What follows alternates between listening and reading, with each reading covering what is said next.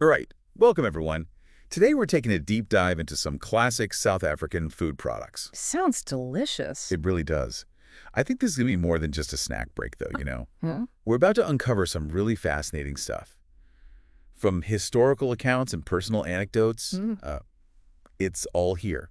Mm. I, for one, can't wait to dive into Mrs. H.S. Ball's chutney. Oh, yeah? I mean, it's an institution over there. It really is. And the story behind it, well, it's as rich and layered as the chutney itself. Ooh, I like that. Tell me more.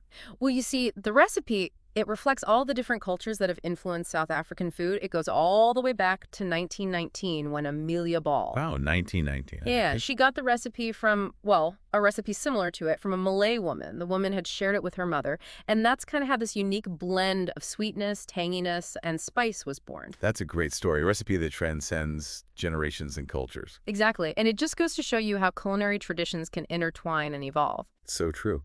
Speaking of evolution, I read that Mrs. Ball's is enjoyed with everything. I mean, curries, sandwiches, even cheese. Oh, absolutely. It's pretty versatile. But what does it actually represent to South Africans? What are we really talking about here? It's a symbol of togetherness, really. Think about it. Families getting together, sharing a meal, and that familiar taste of Mrs. Ball's just brings them all together. It's like a taste of home and tradition and everything. I love that.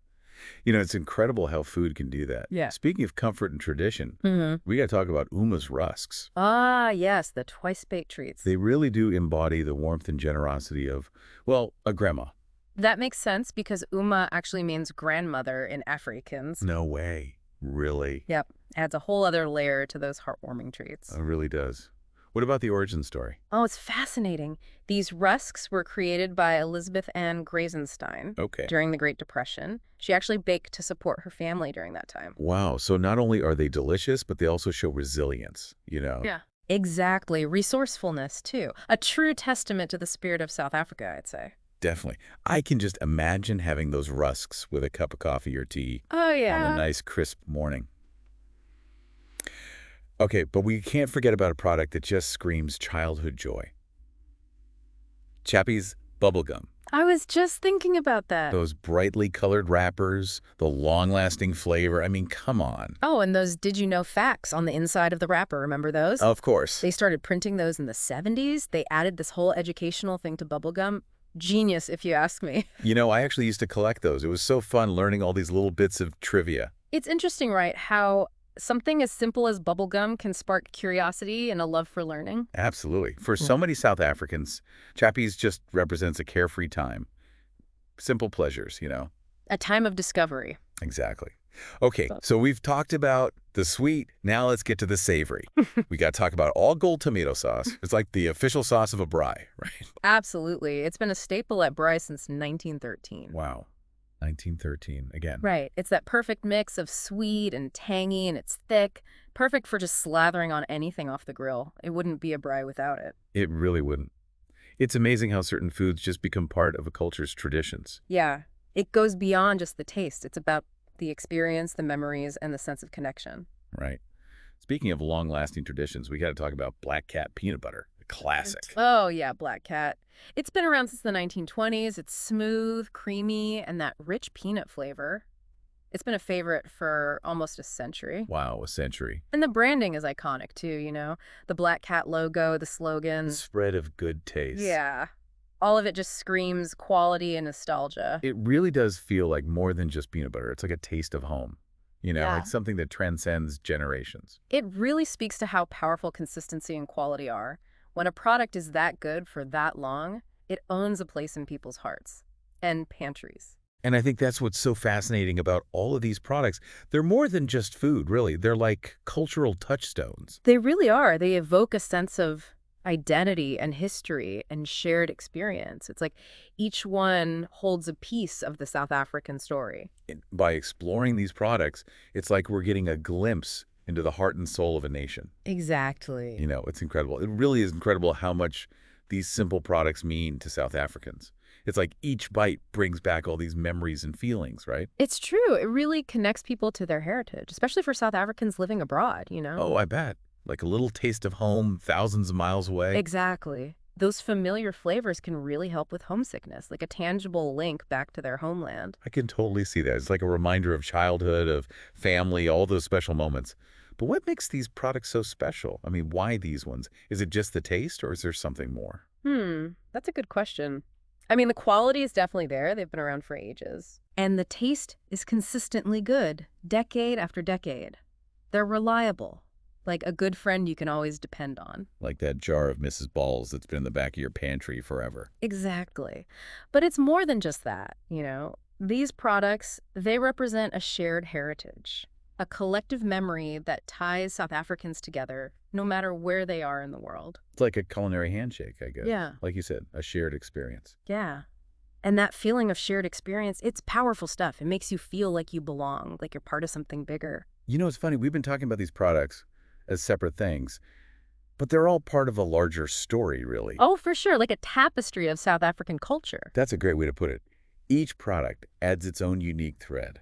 And when you put them all together, well, you get this rich picture of South African life. Exactly. And it's got everything, right? From those bustling Cape Town streets to the vast Karoo. From the spices of Cape Malay cooking to a classic braai. It's amazing. It's a real melting pot of cultures and traditions, and it's all there in the food. Makes you wonder, what would we find if we did a deep dive into other cultures' foods? That's an interesting thought. I bet every culture has those special foods, you know, the ones that bring back those feelings of nostalgia and belonging. For sure. And exploring those foods is like getting to know the people, right? Absolutely. Food is a universal language. It connects us. And when you try different cuisines, you're connecting with people on a whole other level, understanding their history, their traditions, through the flavors they love. It's like a passport to a whole new world of experiences. Exactly. It opens up your mind and your palate to new possibilities. I love that. Okay, so I think it's time to step back a bit and think about the bigger picture. I mean, what is the fact that these South African products are so popular? Tell us about the power of food in general. Well, it shows that food is way more than just fuel, right? It can trigger memories, emotions, it even shapes our identity. It's a language that speaks to us on a really basic level, connecting us to our past, our culture, each other. Think about it. What foods make you feel nostalgic? What flavors take you back? For me, it's the smell of fresh bread. Every time I smell it, I'm back in my grandmother's kitchen. Such a simple scent, but it brings back so many memories. Wow, yeah. It's amazing how a simple smell or taste can do that. It's like those South African products. Each one is a key that unlocks a different part of the South African heart. I love that. It's a testament to how deeply food impacts our lives. It shapes our experiences and ultimately who we are. And it's so easy to take it for granted. We Yeah. think about calories and taste, but we forget about the emotional connection, the cultural significance. It's true. It's easy to overlook, but it's always there, bubbling under the surface. So as we keep exploring these South African foods, let's remember we're not just tasting food.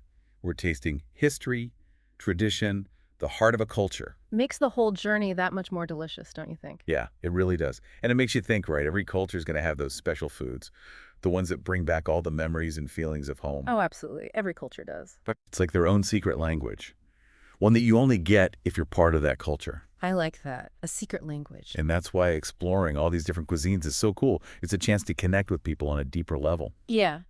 you know, learn about their culture. It's like having a passport, but for flavors and Yeah. experiences. Exactly. Okay, so we're wrapping up this deep dive into South African food.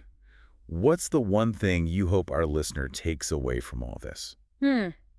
Well, I hope they walk away with a better understanding of how powerful food can be. I mean, it can connect us to our past, our culture, and each other. Yeah, Maybe they'll even be inspired to look into their own food traditions a bit more, you know? I love that. Find those foods that bring back all the good memories and feelings. It's a good reminder that food is so much more than just something you eat. It's a story, a memory, a connection. It really is. And maybe, just maybe, it'll inspire people to make some new food memories too, to share all those special meals with their loved ones. Absolutely. Food is a gift. And it's a gift that keeps on giving. So, next time you grab a jar of Mrs. Balls or bite into an Ouma's rusk, really think about it for a second. Don't just taste it, you know? Think about the story behind it. You never know what you might discover. Ooh, that's a great point. Well, thanks for joining me on this trip to South Africa. It's been fun diving deep with you. My pleasure. Until next time, everyone.